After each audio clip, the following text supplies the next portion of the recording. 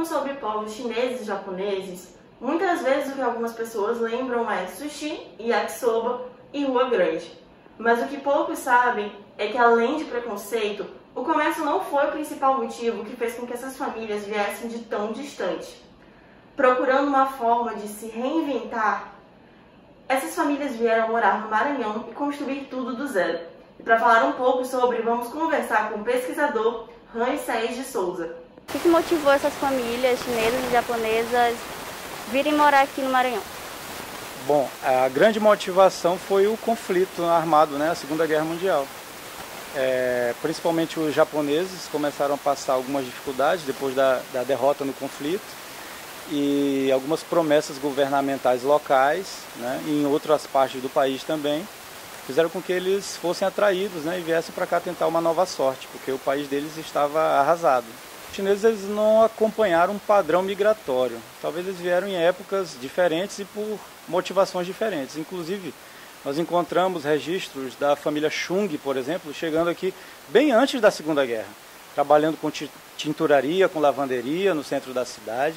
E é uma família que hoje a gente encontra muitos descendentes dela na zona rural de São Luís, né, do Paço do Lumiar principalmente. E também quanto à falta de estudo dessas famílias, né? Por que muitos pesquisadores não procuram saber mais da história dessas famílias asiáticas aqui no Maranhão?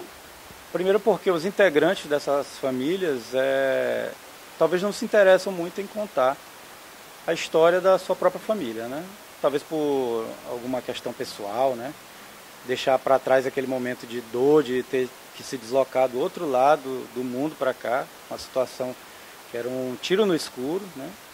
E porque também os historiadores, às vezes, que não fazem parte dessas famílias, têm um certo receio, né, de tocar em algum assunto meio polêmico e, de repente, ser até perseguido por isso. E não foi só depois da Segunda Guerra Mundial que muitos povos vieram para cá. A família Chiang e a família Yamada vai contar a história deles para vocês agora. Acompanhe. Olá, tudo bom? Meu nome é Kelvin, sou de família chinesa e meus pais, eles já são aqui do Brasil, mas são descendentes de chinês, né? Meu pai é descendente de chinês e a minha família veio da China fugindo da guerra do Japão, com o Japão, né? O Japão invadiu a China uma época e deu uma guerra e a gente veio fugido para cá. Meus avós chegaram em Santos, pelo Porto de Santos, em São Paulo, em 52. Eles vieram de navio e foi uma viagem que foi em torno de 60 dias, né? Eles conheceram São Luís e o interior a partir de 68, né? Meu pai veio para cá fazendo implantação de sistema de rádio, de telecomunicação, né? Que na época ele trabalhava para Telma e depois nos anos 80 ele começou a trabalhar para Vale, também com sistemas de comunicação, né? Então ele viajou praticamente o Brasil inteiro construindo torres, né? Torres de rádio, torres de telecomunicação, né? Ele trouxe o telefone para várias cidades, né? Inclusive aqui no Maranhão ele instalou o primeiro telefone em várias cidades, né? Ele me conta que na época tinha a inauguração do primeiro telefone, na época ainda usava telefonista. Então acho muito legal, muito interessante. A gente gosta muito de manter a nossa cultura chinesa, né? A gente sempre come comidas chinesas de verdade, não é nada brasileirado. Então a gente busca realmente os ingredientes certos, né, os temperos certos, que são para fazer uma comida realmente chinesa. E a gente tenta manter essa tradição, principalmente com a comida. Uma vez no ano tem o Ano Novo Chinês, a gente também tenta manter, né, sempre que dá para comemorar o Ano Chinês juntos, a gente comemora. E é isso, né? O privilégio que a gente tem duas culturas, que é a cultura brasileira e a cultura chinesa, né? E é isso. Eu espero ter contado um pouquinho da nossa história. Forte abraço, foi um prazer. Como foi que o senhor veio para o Brasil e por quê? Isso é uma coisa particular minha, né? Mas eu tinha um sonho de trabalhar no Transamazônica, um tempo, governo militar lançou projeto nacional e o êxito do nordestino para jogar na fronteira Amazônia. Naquele tempo, eu não duvidava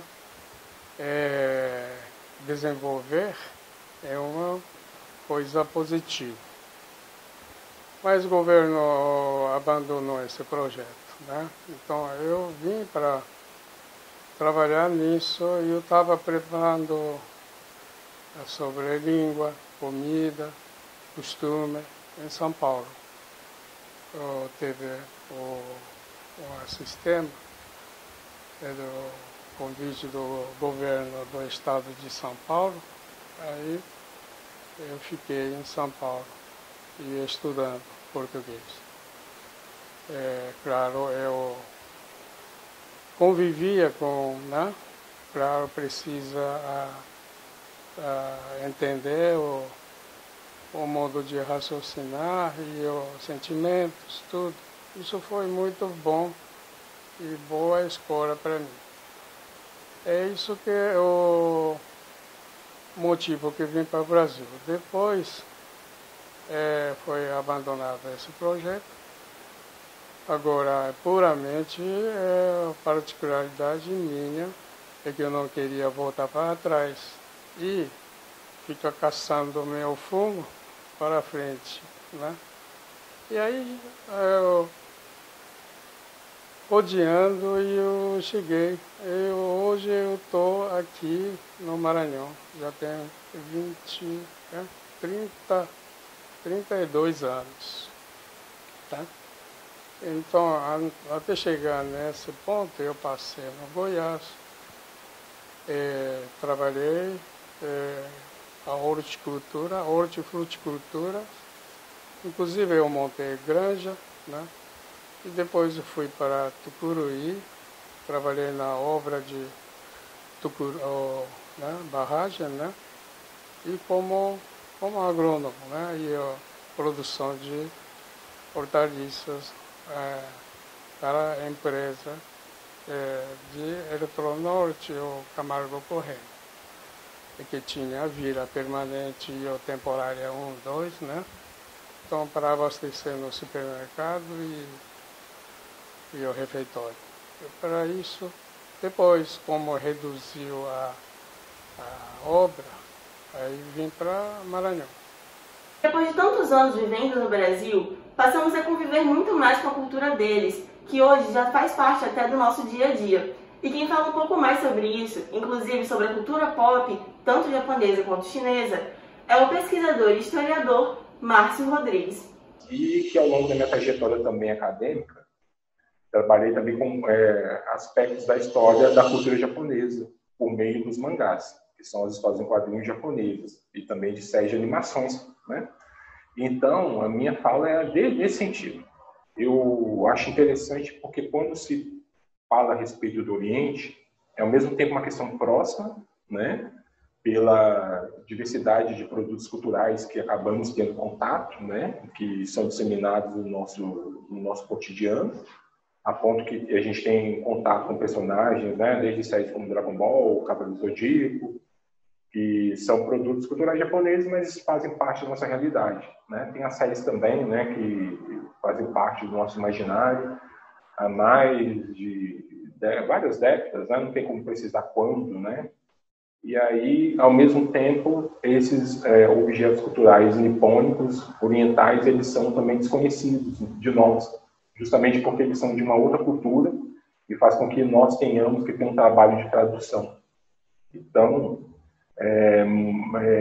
o que se tem contato com o Oriente, né, chega até nós por meio desses produtos culturais e eles são consumidos por uma parcela significativa do Brasil, né, dos brasileiros. Só se vocês forem nas bancas ou então derem uma olhada no que é publicado em termos de narrativas visuais, a gente vai ter certeza que o maior número concentrado mesmo é do gênero que se chama mangá, né, que são as histórias em quadrinhos japoneses. E tem também, né, as variações dos produtos que são feitos a partir desses objetos, né, culturais. E acaba tendo um impacto enorme e constrói uma cultura em torno desses objetos. Ficou interessado nessas histórias? Eu te garanto que tem muito mais coisa na nossa edição especial deste final de semana, que tem essa matéria e outras. É só você entrar em oestadoma.com e nos acompanhar nas nossas redes sociais. O Estado MA, Twitter, Facebook e Instagram. Tchau, tchau!